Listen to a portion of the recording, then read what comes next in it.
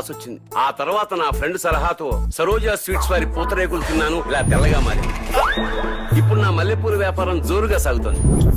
ఒక skin specialist గా నా సజెషన్, కళకళలాడే కలర్ కావాలంటే సరోజా స్వీట్స్ వారి పూతరేకులు తినాలంతే. నేను హోంవర్క్ చేయమంటున్నాను కదా, చేయను. ఏమిటి సంగతి? చూడు మామ, వీడు హోంవర్క్ చేయట్లేదు. సరోజా స్వీట్స్ పెట్టు, చిన్నప్పుడు నీకు అదే పెట్టేదాన్ని.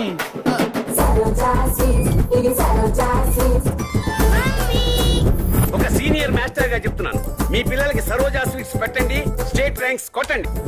ఫ్యామిలీ స్టోర్పురం అయినా పిల్ల కాంచీపురం. ఎరా ప్రభా? No sir. నువ్వు అంటావేంటాయా? ఇందాక స్కూల్ పిల్లలకు స్వీట్లు పంచుతుంటే ప్రత్యక్షంగా చూసాం. పరోక్షంగా ఏం జరుగుతుందో నేను చెప్పనా? చెప్పు. పై చూస్తున్నా. ఫ్రీగా పెట్టడానికి దేవుని తిరుపతి లడ్డు అనుకుంటారా? ఇంటికెళ్ళి మీ పేరెంట్స్ తో సరోజా స్వీట్స్ కొనేమని చెప్పండి, లేకపోతే స్కూల్ కెళ్ళమని మారించండి. అర్థమైనా? మరి ఇందాకేంటి ప్రభా, తనకేదో ఆశయం. అది నమ్మిన నాశనం. కామన్ గా కన్ని పిల్లలు హస్బెండ్ గురించో హనీమూన్ గురించో కలలు కంటారు.